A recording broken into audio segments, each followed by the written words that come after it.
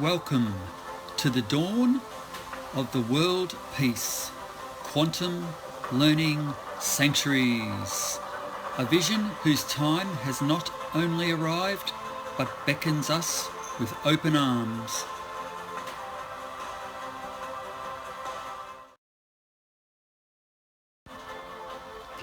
I am Ra'id. I am another you. Ra'id is of Arabic origins, meaning pioneer, guide, leader, pathfinder, a magician.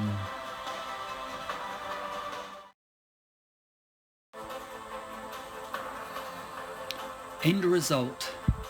Today's presentation's end result will be finding those inspired and ready to take action and journey together to co-create a world peace quantum learning sanctuary for your community.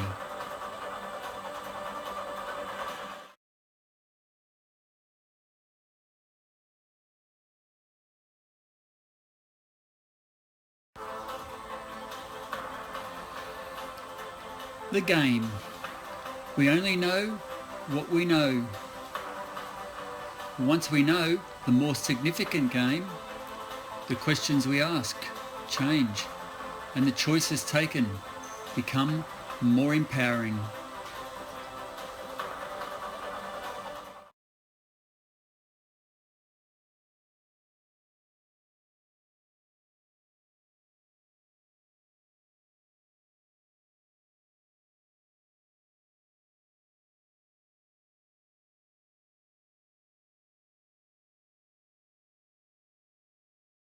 What does it mean? ADHD, and a lot of the so-called experts say it's the most heritable mental illness there is. And I say it's neither an illness nor is it heritable.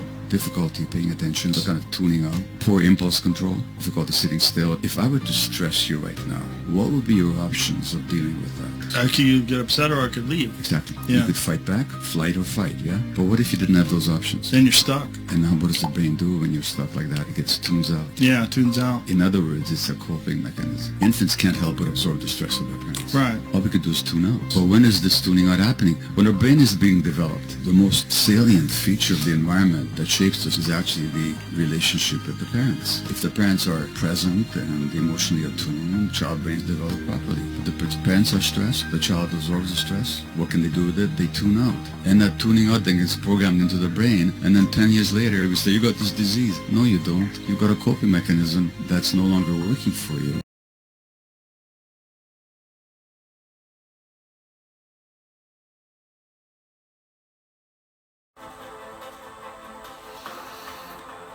My passions are community, sovereignty, justice and health.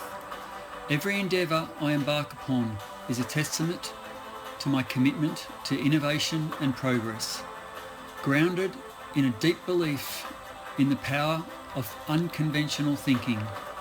My passion lies in crafting initiatives and creations offering organic alternatives, fostering seamless connections, optimizing efficiency and saving valuable resources. I aim to cultivate solutions that simplify tasks and resonate deeply with people, enriching their lives with ease and joy. I take pride in orchestrating pathways to success, fueled by empathy and love for humanity's well-being. As within, as mirrored and created outside.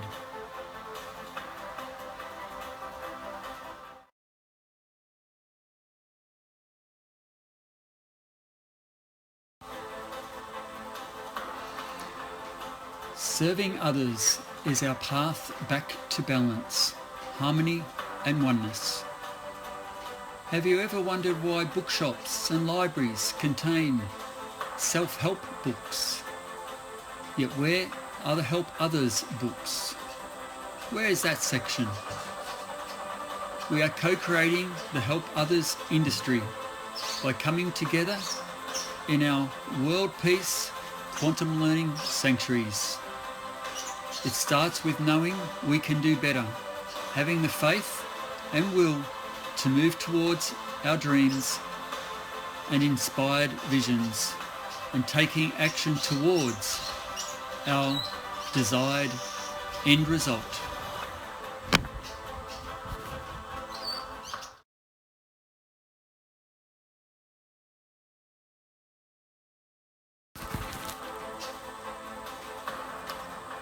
Embark with me on a journey fueled by over 2 decades of dedication as I unveil the culmination of my efforts in preparing this sanctuary construct for humanity.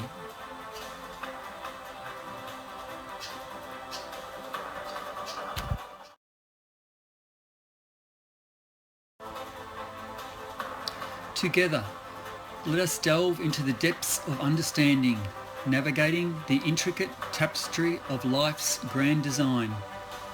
Through my revelations and insights, I invite you to perceive the vastness of existence, to grasp the interconnectedness of all beings and phenomena.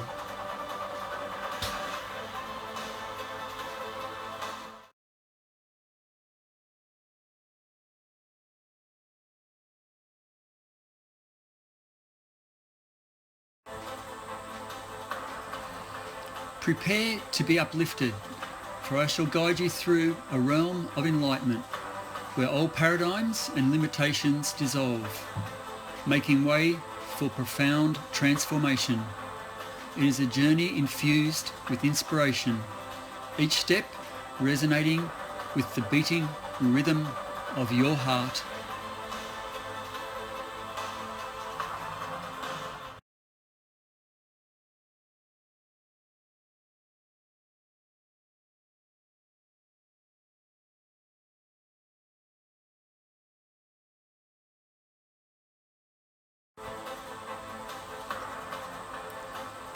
As we journey onward, I shall weave together threads of wisdom, offering a fresh perspective on our shared human experience.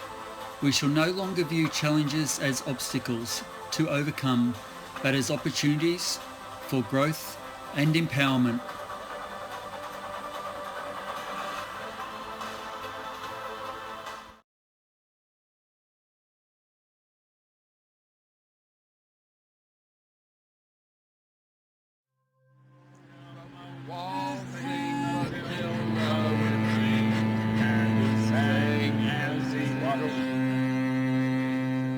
There's a great scene in The Right Stuff where an astronaut meets some Aborigines in Australia. He tells them about his buddy who is going into outer space, and to his surprise, the Aborigine seems to know exactly what he's talking about. Fly over? Yeah. You bloke do that too? Are you saying you do that yourself? Nah, not me, mate. Not me. See that old bloke there? He know the moon. He know the star. It's an interesting connection between old wisdom and modern technology, about which Robert Moore and Douglas Gillette comment. We often mistakenly think that we are very different from our ancient ancestors, with our great knowledge and our amazing technology, but the origins of our knowledge and technology lie in the minds of men like the old Aborigine. He and all those like him in tribal and ancient societies were accessing the magician energy.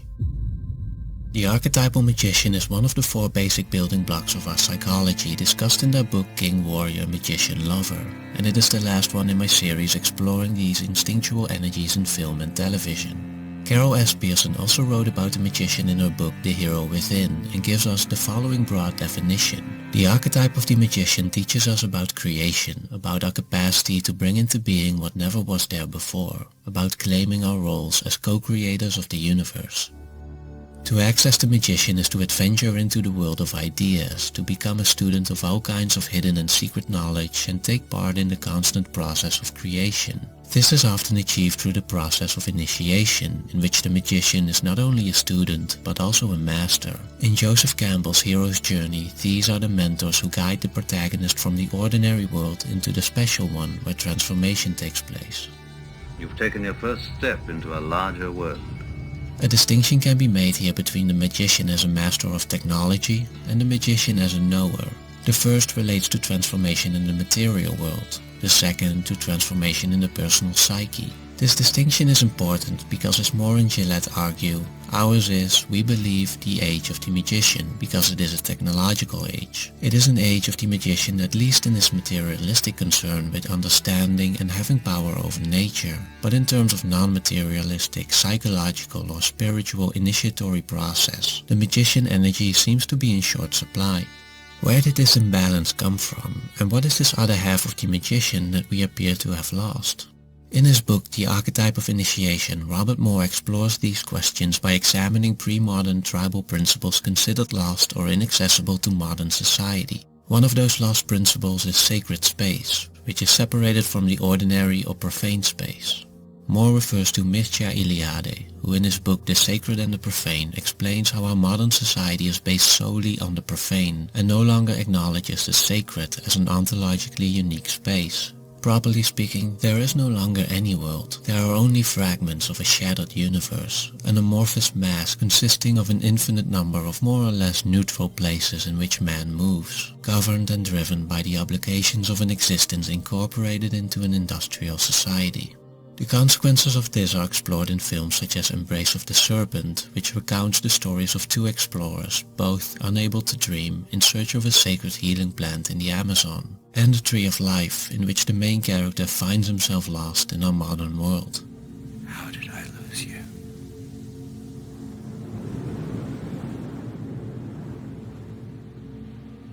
Wandered.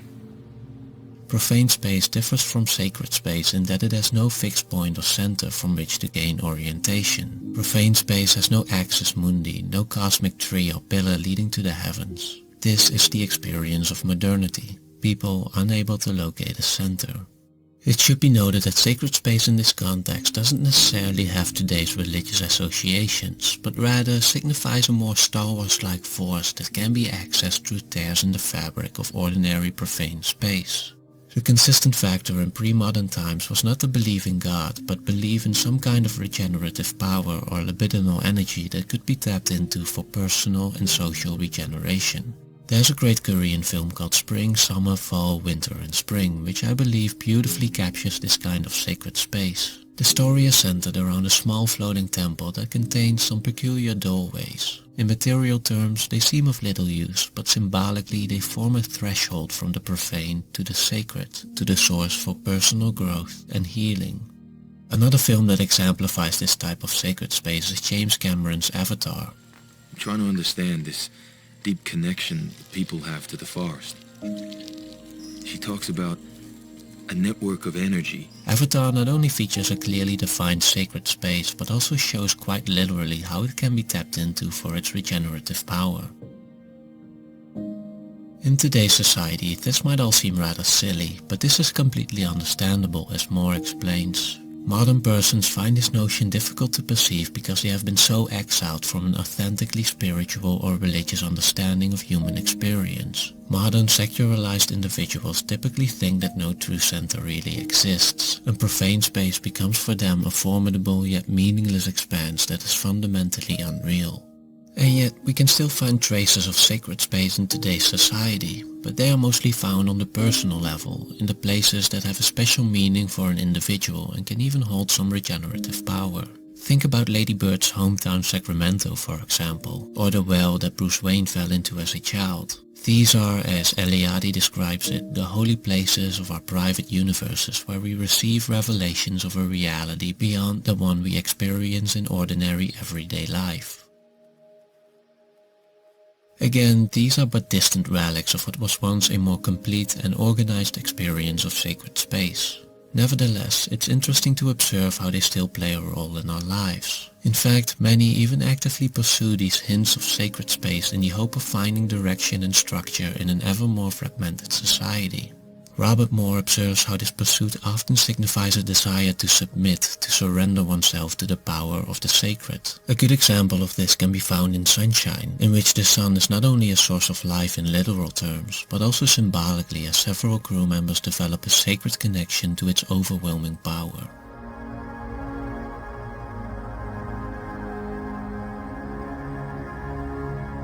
Although submission tends to be perceived as a negative thing in modern society, when it comes to sacred space and personal transformation it is considered to be a necessary element because, as Robert Moore puts it, if you cannot submit, you cannot die, and if you cannot die, you cannot get reborn.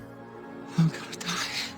Here we can turn to Victor Turner's The Ritual Process and introduce another distinction, that between liminal and liminoid space. Both are special forms of space that temporarily break us out of our everyday lives, but whereas liminal space enables true transformation, liminoid space does not. Robert Moore adds that this is because unlike in liminoid space, the boundaries of liminal space are stewarded. Truly liminal space, truly transformative space, truly sacred space in the sense that tribal peoples used it for personal transformations, always has ritual leaders. The presence of true magicians is required to contain the powers of sacred space. Without their knowledge and guidance, people in search for transformative space will only find liminoid experiences, which at best are momentary revelations or vacations providing some nourishment, but at their worst they can be dangerous and harmful. This happens when people don't fully understand sacred space and are not equipped to handle its power, or when they venture off alone without the proper guidance, or when they stay in a liminal state for too long, not knowing how to get back. This is often the result of pseudo-initiations, examples of which we can find in the military, which succeeds at turning men into warriors but often fails at bringing them home. The absence of true magicians also made us vulnerable to those who channel the archetype in a dysfunctional way. These so-called shadow magicians don't guide others, but direct them in ways they cannot see. They are not driven by a desire to help others, but instead they use their knowledge to manipulate and belittle others as to maintain their own status and superiority. For the first time in my life, I began to know really violent thoughts. As the great film Amadeus shows us, this shadow often arises from being envious of life and those who do act and share. All I ever wanted was to sing to God. He gave me that longing and then made me mute. Their intentions can be more noble. Take The Dark Knight for example, where the Joker sees Batman's morality as arrogant and wants to expose the flaws in his logic. See, their morals, their code, it's a bad joke. Dropped at the first sign of trouble. But instead of doing so in a way that helps him, the Joker has no intention of constructive transformation. He only seeks to destroy, thereby accessing the infantile version of the shadow magician called the trickster. This is the energy form that seeks the fall of great men, that delights in the destruction of a man of importance. But the trickster does not want to replace the man who has fallen. He does not want to take up the man's responsibilities. In fact, he doesn't want any responsibilities. He wants to do just enough to wreck things for others. So what then are the qualities of good magicians, and what function can they serve in a society without sacred space and rituals of initiation? Ultimately, the most important purpose of accessing the magician and venturing into sacred space is the deconstruction of the ego. The magician keeps our grandiosity in check, keeps our other archetypes in balance. It is the archetype of thoughtfulness and reflection, of awareness and insight. Great magicians see into the depths of human beings. They have the capacity to deflate our arrogance and call us out when we act in denial or pretense. I look at you, I don't see an intelligent, confident man. I see a cocky, scared, shitless kid. This is no trivial task, for unlike the magician's efforts in the earlier mentioned technological sense, which accumulate over time, the magician as the steward of our psyche makes no lasting progress and starts from zero with every new life. It is no coincidence that the film Spring, Summer, Fall, Winter and Spring parallels the life cycle of one man, of one ego, with the passing of the seasons. The moment spring comes again, the previous cycle has been erased from memory and the entire journey begins anew. What is needed then is a deeper focus on the seasonal cycle of the collective psyche and wise magicians who guide new initiates through it, so that they may do the same when the cycle begins again. Pearson emphasizes that magicians do not try to force social change, because they recognize that people need to take their journeys in order to be able to live in a human and peaceful world. Robert Moore too argues for the need of people of understanding who know how to control our grandiosity and reconnect us to the fabric of the universe.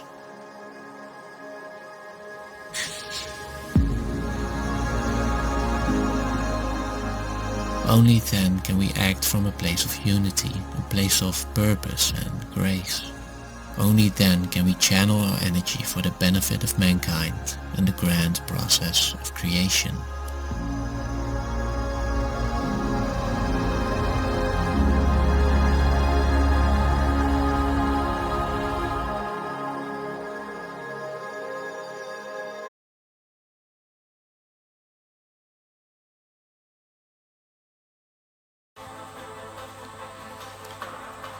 amUnity, portal to Terra Earth.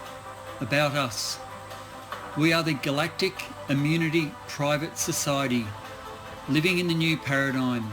Our relations are in peace, love, harmony and joy. Our mission? Our amUnity Private Society is in service to all as we transition and expand from a social to spiritual reality realm. Our amUnity Association creates, supports and connects private associations, settlements and projects in service to all mankind. We are a benevolent unity alliance of creators creating solutions. Our core aim is to achieve social and environmental sustainability and regenerative self-sufficiency.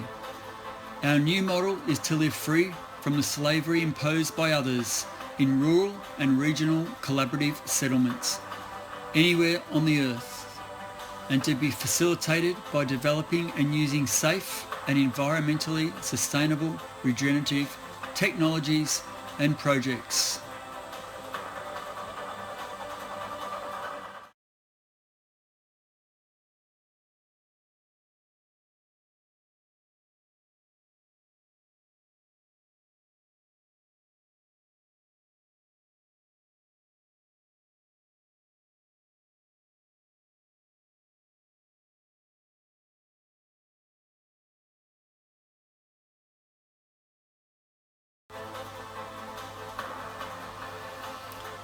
Together, let us embrace a paradigm shift, transcending the confines of me and them, and embracing the collective journey of us. Let us shift our focus from resistance to active participation, from saving to empowering, nurturing and acknowledging ourselves, our children and our communities with boundless compassion and understanding, bringing all back into balance. From there, we all rise in harmony.